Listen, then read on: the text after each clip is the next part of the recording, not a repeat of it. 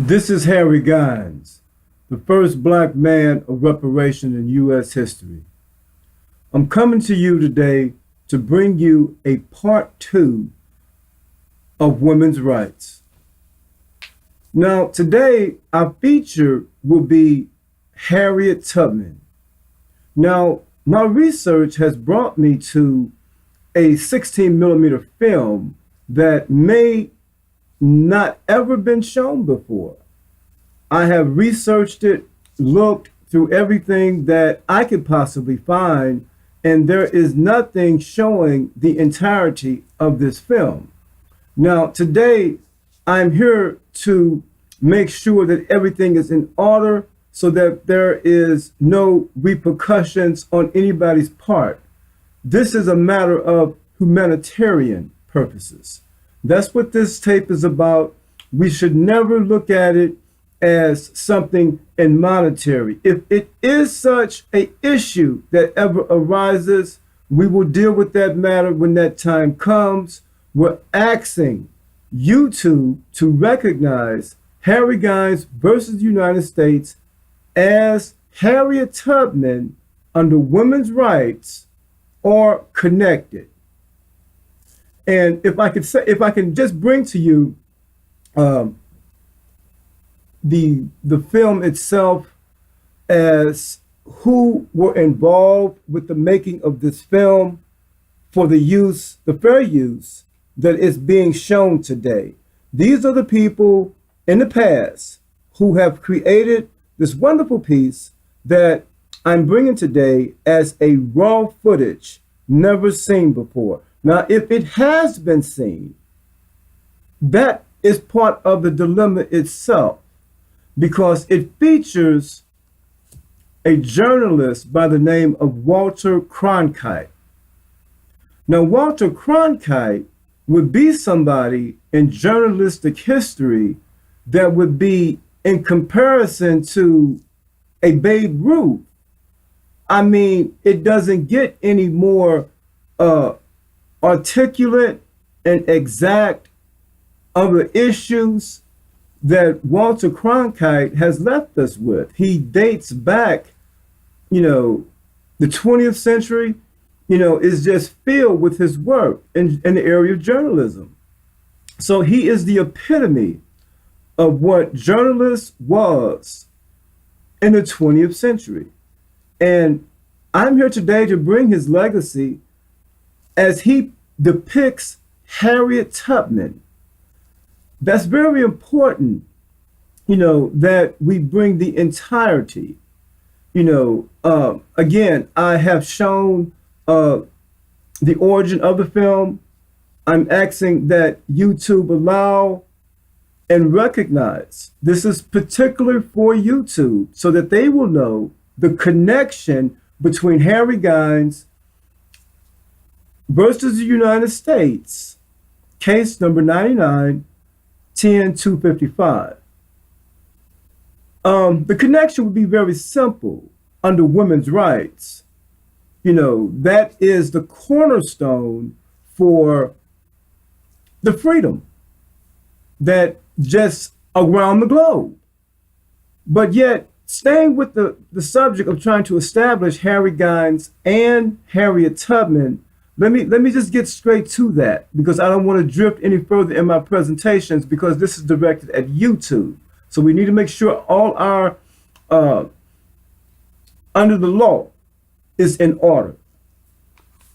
This would be the appendix to Harry Gines versus the United States. This would be the appendix, so that you can see this is not a hoax. I'm not here to play games with anyone under the legal matters of fair usage. And I will show you and demonstrate this being an appendix filled with exhibits that does connect to Harry Gines versus the United States under women's rights. Now, let me just show you exactly just how simple that could be. I showed you the appendix. This would be page 38 of the document that you're still looking at, the same documents, but it's part of. And that would be at page, the ISBN number is there, and you should be seeing it at page, I believe, 38, but it'll also go to page 39. And this will show a historical picture. It is not the best copy, but everyone would recognize this copy as being an image of Harriet Tubman and those dear ones of her family. Now, that's all made part. And we do know and recognize Miss Tubman. We recognize her. She is in this photograph that was taken from a book.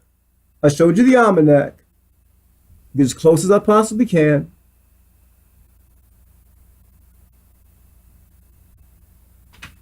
And showing you the historical picture. Now, that is the foundation, in part, to the appendix. The appendix is very thick.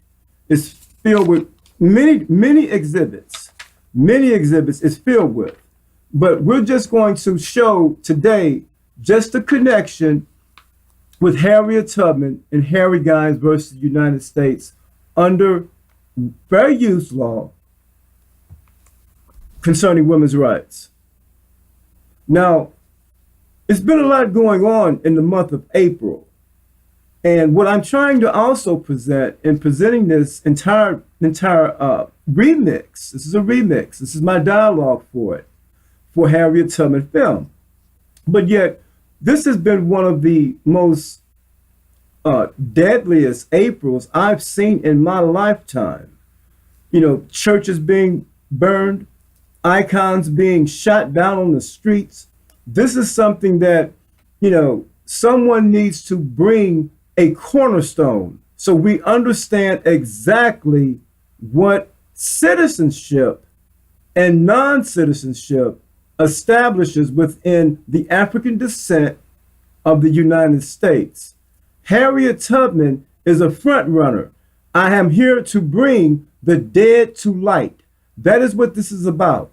Under women's rights, I will bring the dead to light. This is Harry Gines. And make no doubt, it is no reason today for us to conduct ourselves the way we do. Once you're watching this film, you will know and understand. This isn't about, just me. I can't do it by myself, but it is in Harry Gines' name. The petition is totally in control of Harry Gines, the destiny of Harry Gines. But Harry Gines is not that type of person. It must be something that can touch the rest of the masses. It has to happen.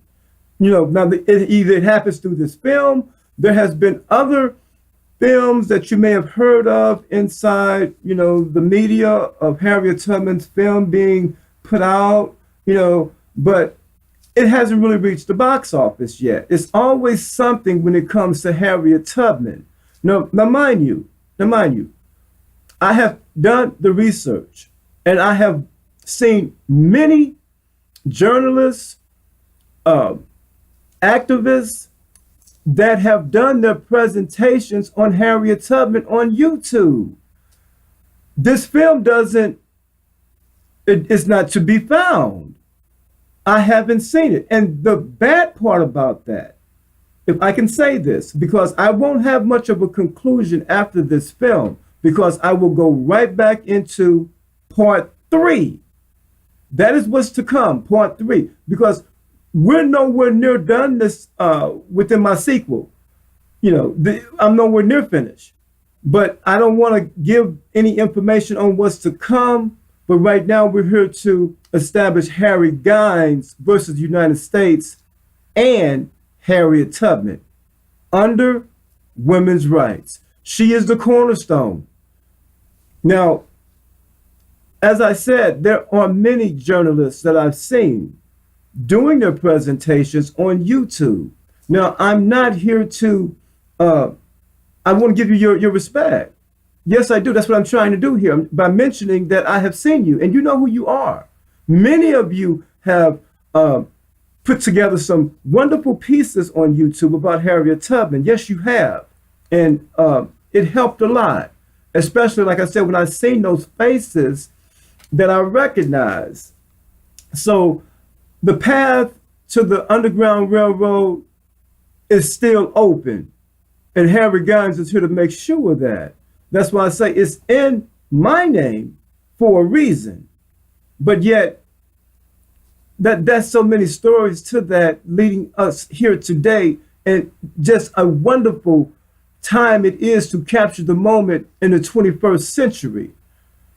What I'm saying to you is, by bringing this film to you, dated in 1971, you know, there's many elders around today in 1971 that are very much able to give comment to this film. But that's not the dilemma that I have, in all honesty. Like I said, this is a raw piece as far as I know. Now, if you know you've seen this film, I would like to hear it.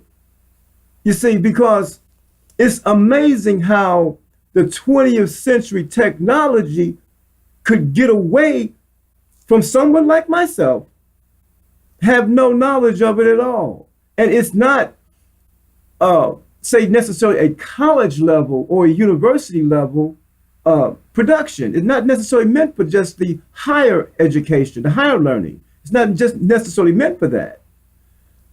This could be for a children as well. So in 71, this type of inspiration was being denied by Walter Cronkite. You know, Walter Cronkite is somebody that, how could you possibly not know his work, especially in the area of 1971, and he's involving himself with a black icon. You see, how could you possibly not know that, you know, or have it being deprived from you in any kind of way? In fact, the series of Walter Cronkite dates back to 1954. Now we're doing a time travel here. We're doing a time travel. I'm sorry to take you through this, but for my own personal sake, like I said, would somebody step up and tell me what happened? You know, how is it possible for an entire series dating back 1954 to 1971? That's like, you know, when you think of television, you know, the longest running television show is something like a Gunsmoke, you know, a Western, you know, a Bonanza. You know, we know those type of questions. You know, everybody knows that those Westerns, you know, are constantly being rerun over and over. You know, you've seen, say, The Twilight Zone. You know, it might have been back in that era. Alfred Hitchcock, another one, would have been back in that era. So Walter Cronkite was also making film productions that no one got wind of the series dating from 1954 to 1971. And I have no knowledge of this. So yes, that's the heart of my education. My entire lineage, siblings, we all grew up in that time frame. But yet, if I didn't see it, then how could my sisters and brothers have seen it? You know, so how is that possible? I mean, I'm really, you know, left bewildered as for how such a, you know, coming from a major city, you know, not necessarily, we're in the South. Yes, we are in the South, but yet, you know, it's a major city, you know, but yet, you know, we have no knowledge of this series. You are there. If you go on YouTube or Google it or something like that, there are many gaps even within the series where it's been deleted. You know, why couldn't we see the ones that were deleted? Because if you're talking about Harriet Tubman, you know, you probably came up the ladders, you know, with maybe another generation that you might want to speak on. This is Walter Cronkite. You know, who wouldn't want to take some time out to see how he would depict the life of Harriet Tubman, one of her missions? Now, I'm not trying to start, you know, spoil the movie for you, but yet you must ask yourself, how could a generation not know of this series? I'm completely left bewildered. I'm baffled. Someone help me with the time travel, because I somehow didn't make that, you know, that journey. You know, but I think I've established enough dialogue so that people will understand my intent, and for us to learn from this movie how to do better in conducting ourselves amongst each other.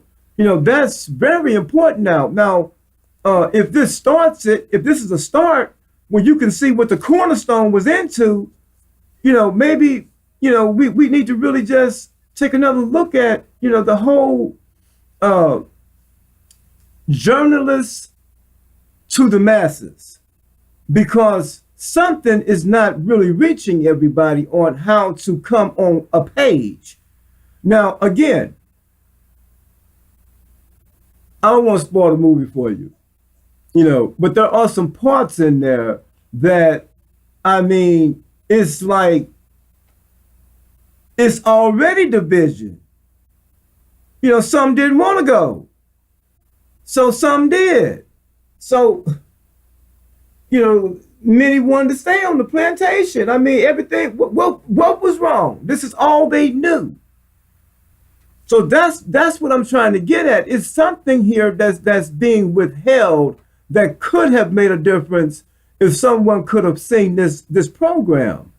You know, I mean, then you come back, you know, because in '54 that is the cornerstone of Brown versus Topeka, Kansas. That's the cornerstone of starting the desegregation in public schools. So in '54, you're looking at a law that changed the country of America in '54. That's when this series started. And in '71, I mean, it was hot in '71. No matter where you look, you had chaos and pandemonium everywhere. So if he's doing his own series and the world ain't getting, you know, the message ain't getting to the people, no, wait a minute. You know, we need to just really hold on. You know, that's not going to happen. And then when I look to research it, I find all the faces that are doing, you know, all the work trying to bring the dead to light, but yet you only giving 5-6 minutes, you know, to Harriet Tubman. Now, just hold on, because I'm not trying to insult anybody. I'm not trying to preach to anybody. That's not what I do. But what I am saying is, you know, why is it so hard to understand the vision and recognizing that those who want to go in a separate direction, so be it? That's all. I'm not trying to battle with anybody. I'm just simply saying, you know, okay, you want to go back to Africa. Well, what's so hard about that? You know, you would think that the country you say you want to go to over in Africa, then why don't you just send some planes? I mean, this is the 21st century. They say they want to come back to you. So why don't you make that possible, make that happen? You know, you ain't got to scrounge nothing. You should be able to write that off some kind of way. Send your airplanes. Okay, who want to come back to Africa? I don't see where it's difficult in the 21st century. You know, what, some economics, some monies? If one white person has a problem overseas, the whole country of America gets on page. You know, just one white person. So you got how many really want to go back? And you can't accommodate that? So we have to look at the big picture of trying to get the results that you say you want. So We lost something. Something. Look, Ali even said he don't know what's wrong, but something ain't right. So it all comes to play when you really start to look at it. All these wants and needs that everybody keep trying to, bring together. I don't really see where it's that difficult. But let me let you get to the movie, because that's what you came to see. I just want to make sure everybody understands this thing can't be as hard as you're making it. If you don't like, okay, look, it was a thing where it was said, America, love it or leave it. Now, if you want to stay, fine. Get the people on page who are in the mindset that you have. That's all you need. Look, you're never going to get everybody on one page. Do you really believe that? Because a rich man does not see the world as a poor man. I mean, why would he? When desegregation came about, it helped a lot. Yes, it did touch everybody, yes. But a rich black man, was being more deprived. So his story, was more considered because he had money and he could, finance whatever he was looking for. Why he got to sleep in in his car, when he's an entertainer that's got plenty of money, a black man in the 60s, driving a Cadillac was saying something. And you an entertainer? So you were being deprived a lot. But on the low end of it, desegregation always gave the black man, the poor black man, something that he had to strive for. You see, to get rich. That's what he strived for, because he had seen just same thing, with a free man that was in the era of slavery. A slave would look at him as something to strive for. So we really went too far on that, So that's what I'm trying to say. You would really have to just get to who are of your mindset, because you're thinking of something unanimously or in harmony. No, listen, this is not that hard. It's just like even Martin said, some of you may not want to march with him, may not want to and may not should.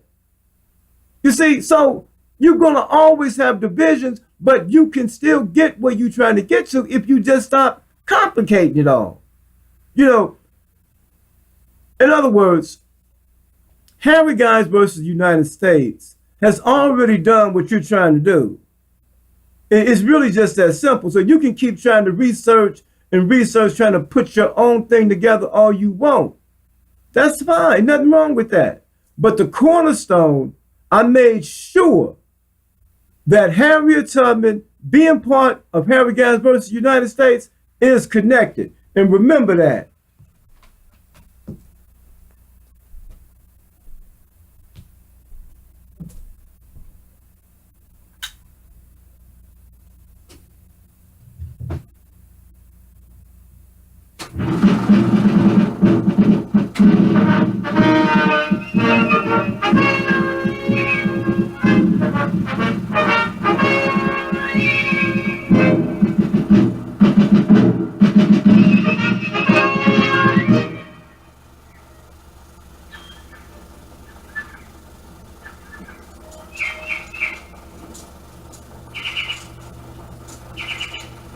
Hello, Harry, no more shall weep, no sorrow, pain, nor anguish, shall no more distress and fear. Round you are 10,000 angels, always ready to obey command. They are always hovering around you, till you reach that promised land.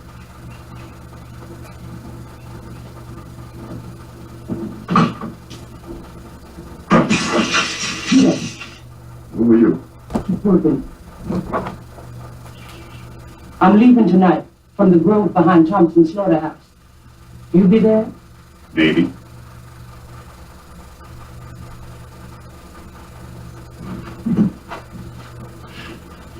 Is that you, Moses?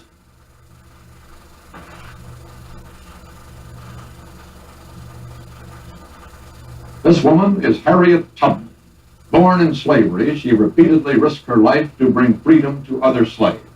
On November 14, 1856, Harriet Tubman set out with 4 runaway slaves on one of her most dangerous trips to freedom. November 14, 1856. Harriet Tubman and the Underground Railroad. You are there.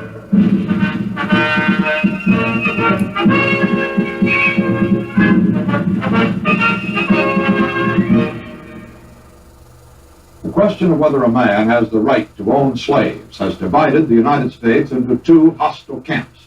The South is dedicated to maintaining slavery as part of its social and economic system. The North is against the ownership of one man by another. Aided by a handful of sympathetic Southerners and a group of committed Northerners, an increasing number of individual slaves try to escape from their masters and seek freedom. They make their way along a route unofficially called the Underground Railroad. A woman, Harriet Tubman, 36 years old, born a slave in Dorchester County, Maryland, has emerged as the leading guide along this route. Returning time after time to slave territory, she already has brought over 200 blacks to freedom. To follow her latest attempt, we go to an undisclosed location in Maryland. All things are as they were then, except You are there.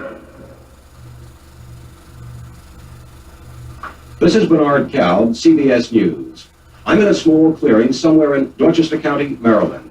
A few moments ago, Harriet Tubman arrived here alone. Since then, she's been joined by 2 men and a girl. Mrs. Tubman, Yes, are you almost ready to leave? in a little while, as soon as the moon goes down.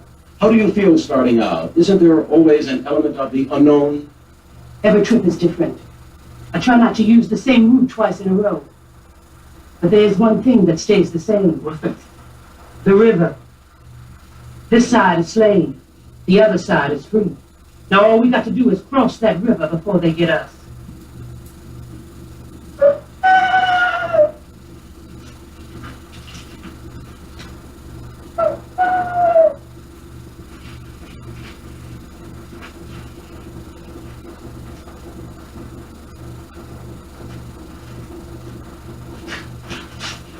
Thought maybe you left without.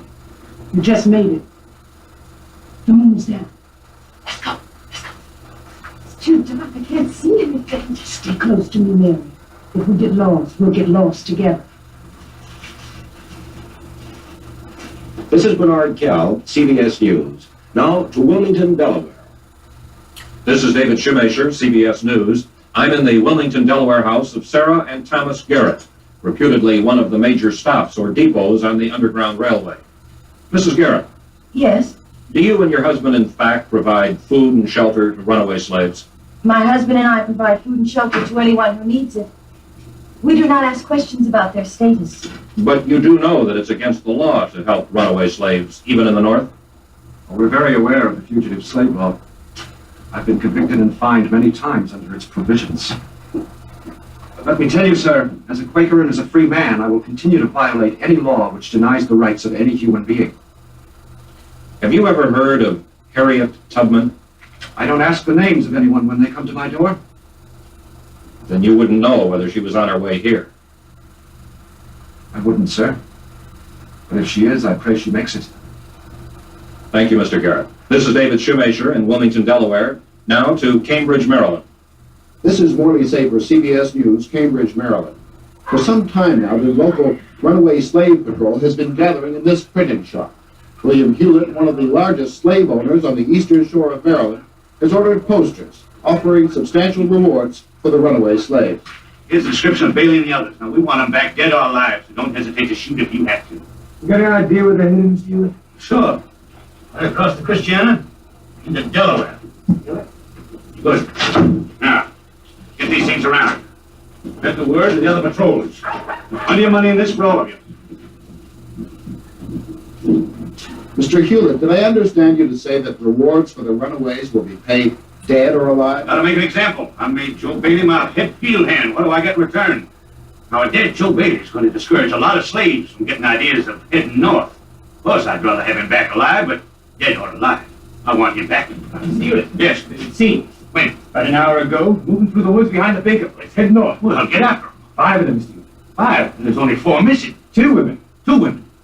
One of them must be the Tubman woman. We'll get going. She's come back before. Got away always before. This time we're going to get her. She has made just one trip too many.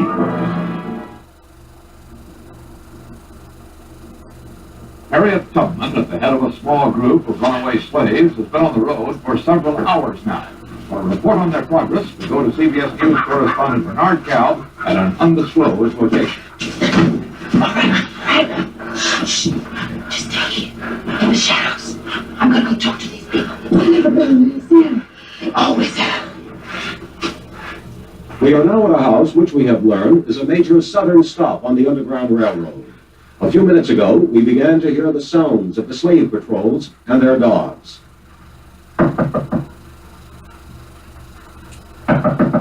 Who is it? A friend with a friend. Go away. I said a friend with a friend. Look, it's too dangerous. Patrols are everywhere. Try somewhere else. It's miles to the next stop. Here's something to eat. That's the best I can do. I'm sorry.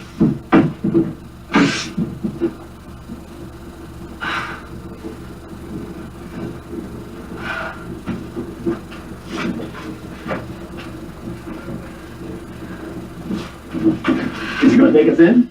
No. Give us something, that's all. What do we do now, Harriet? We go on to the next place. Maybe they won't take us in yet. Maybe they won't. For what? We keep going on. Somebody will take us in. They always have. Mrs. Tubman, how far is the next place? Not very far. Why, if there were no dogs, no patrols, it would be just a nice walk. Does this happen often, being turned away by a station master on the Underground Railroad? It happens. I can't blame them. They got a lot to lose. Home, fields, reputation. They get caught, it all goes. You have a lot to lose too, Mrs. Tubman. My freedom all my life. Well, I lived a fair number of years. I've been free, that's more than I expected. Come on, we gotta be moving. I gotta be undercover somewhere by daylight.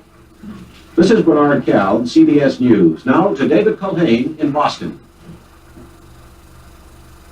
I'm in the office of William Lloyd Garrison, publisher of The Liberator, the country's leading abolitionist newspaper. Mr. Garrison, in yesterday's edition of your newspaper, you urged all Northerners to resist the fugitive slave law. That's right. The fugitive slave law requires all Americans, even those in the free states, to become runaway slave hunters. Under that law, a slave isn't free even in free territory. But the fugitive slave law is the law of the land. It's a bad law, forced down our throats by Southern pressure in the Congress. Some runaways, like Harriet Tubman, return to the South and help others to escape. What do you think of their work? I hope that one day Harriet Tubman's work will be necessary.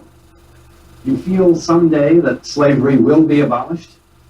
Unless it is, this nation will wither and die. I'll tell you this, sir. Abolition will come. Unconditional abolition of slavery. Hopefully it will come peacefully. If not, it will come on the battlefield. This is David Culhane, CBS News. Now to Morley Safer in Dorchester County, Maryland. Oh, she was strong, Harriet was, even as a little girl. I'm here in the cabin of Ben Ross, Harriet Tubman's father, on the Thompson plantation. She could swing an axe, haul logs. So it's more like a boy than a girl. No, she was a girl, all right. Kind of ordinary. Just like anybody else when she was growing up. Changed a little when she got hurt. She was hurt as a child. Real bad when she was 11. One day, one of the field hands started to run away and took off across the field. One of the foremen took off after him. Harry took off after both of them to help the field hands to get. Well, the foreman trapped the runaway inside of one of the curing sheds, and Harry tried to stop him from going in. He put a piece of iron at her, hit him in the head, cut it wide off. She laid here in this cabin for weeks. No dead enough. Finally, she healed. She's different. She had these moods, spells, where she just sit and stare and not speak. It was like she was in another world. How long has it been since you've seen your daughter? Oh, I haven't seen her in 4 or 5 years. You heard from her? I haven't seen her 4 or 5 years. What do you think of the work she's been doing? Well, naturally, I worry about her. I worry about her getting caught, and I don't know what they do to her. You know, she had these spells when she was hurt. I can't help thinking about that, too. Only thing is, Harriet believes God's will will be done. She has faith in God. It gives her strength. Only thing I can do, only thing any of us can do is pray for her. Thank you very much, Mr. Ross. Now to CBS News correspondent Bernard Cow, somewhere in Maryland. Harriet Tubman and her group have reached this bar near the Christiana River. She has gone to look for a way across. Dogs aren't they right here in the barn? Patrol us too. We all hear them. Makes me sick thinking about those dogs and what they can do to you. What makes me even sicker thinking about working in somebody's house. With you no matter what you do. What you know about that? I know that. You know about it too. Not one of us don't know about that.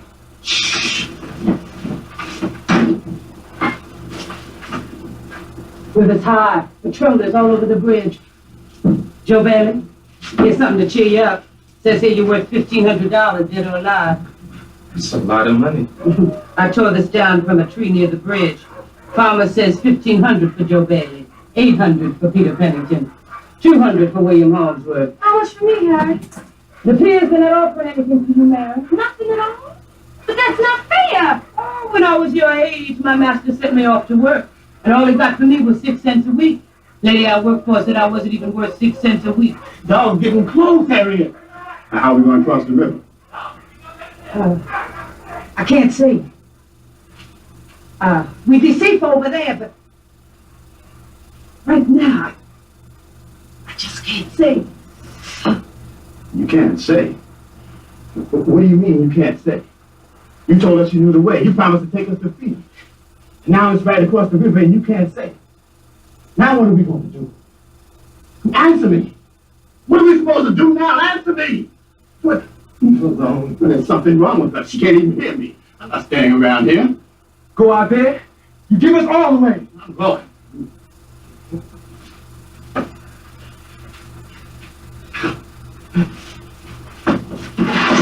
Going. Peter, where are you going? Home. I'm taking my women, but I'm going home. You're not going back. You're going on with us, or you will die right here. And you wouldn't shoot me, Harriet. If I had to.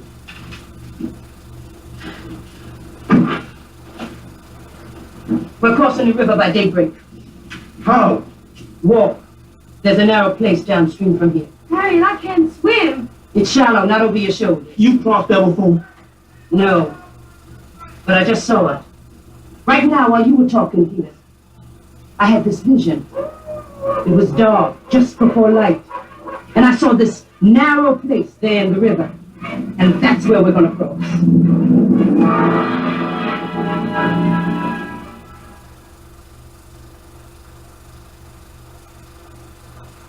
This is CBS News correspondent David Shoemaker in Wilmington, Delaware. It's daylight now, and the Garretts have been up since dawn. Mr. Garrett. Yes? Just how far are we from the Christiana River? Several miles, I'd say. The bridges, we understand, are being heavily patrolled. Naturally. Thomas, I thought I heard. No, it isn't anything. Mr. Garrett, did you intend going down to the river? Oh, no, Sarah and I will wait here. Wait? For what? For whatever comes. Now to Douglas Edwards in Washington. With me is Jefferson Davis, Secretary of War for President Pierce, and one of the leading champions of the Southern position on slavery. Mr. Davis, the issue of slavery has caused a deep division in this country. It seems to me that the Northern agitation against slavery is based on jealousy of the South's economic strength, and it is an attempt to destroy the economy of the South.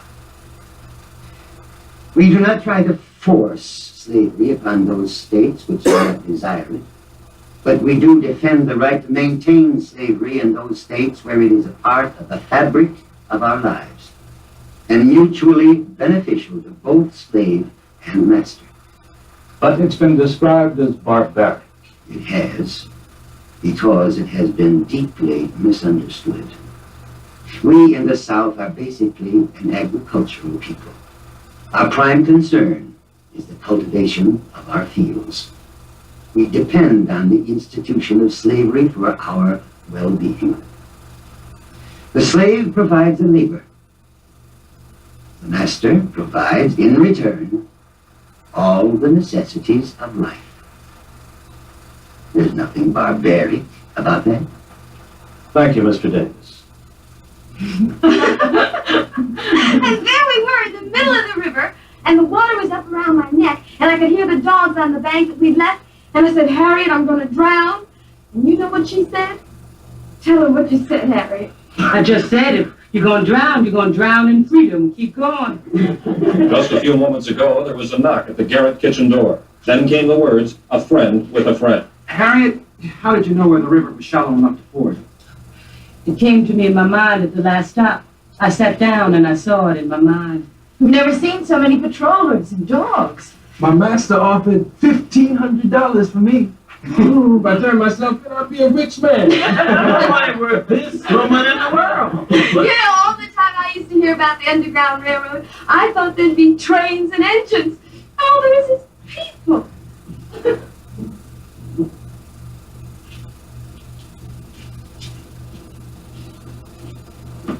That's all there is, Mary. People. I've got dry clothes for you all. Come on, you better change. I'm sorry, Harriet, for what happened back there. When I first ran away, I froze and starved. And then I asked myself, what do I have up north that I don't have here? Then I crossed into freedom. And there was glory all around. I felt like I was in heaven. Thank you, Harriet. You better change too, Harriet. In a minute.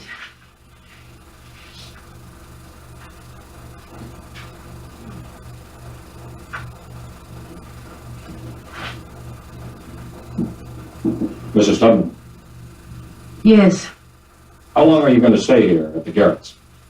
not very long. We're still not safe here, even though we're in the north, since the fugitive slave law.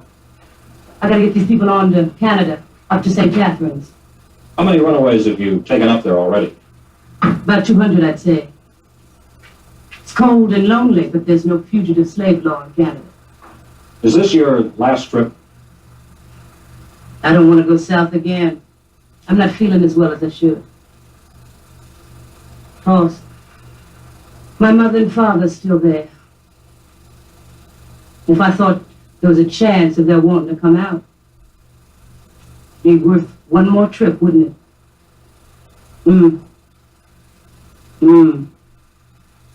Just one more trip.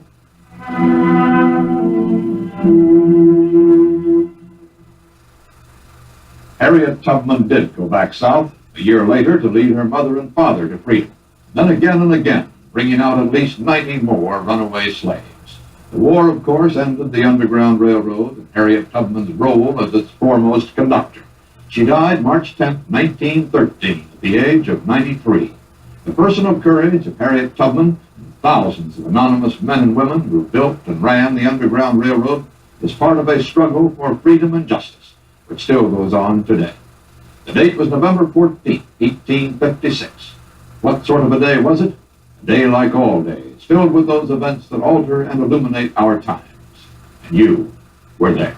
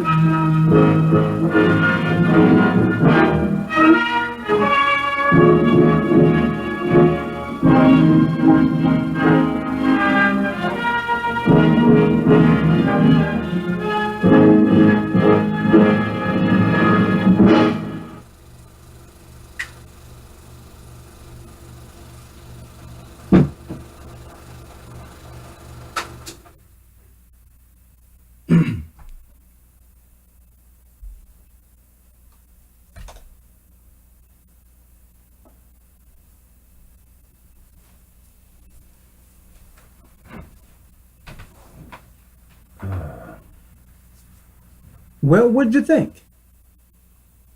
Well, I really enjoyed it. It was worth my time and whatever expenses I've been through. You're well worth it. Every woman in the world, I hope that this is a Mother's Day gift for you, and there will be much more to come. But right now, I know you all like your presentation short, and I am within my time frame. So I wanted to give more than the few minutes that I've seen in my research by other journalists and historians who all have done a wonderful job. But today, I wish my presentation could be among those presentations of Harriet Tubman on YouTube. It would be a great honor for me to find my presentation among such great journalists of the 21st century. It would be a great honor for me. And I wish to thank you all for giving me your time and your patience. And it's just more to come. I'm going to stop right here and leave you, but always remember, that we as a people must learn that everybody simply does not want the same thing. This is Harry Gines, and thank you for listening.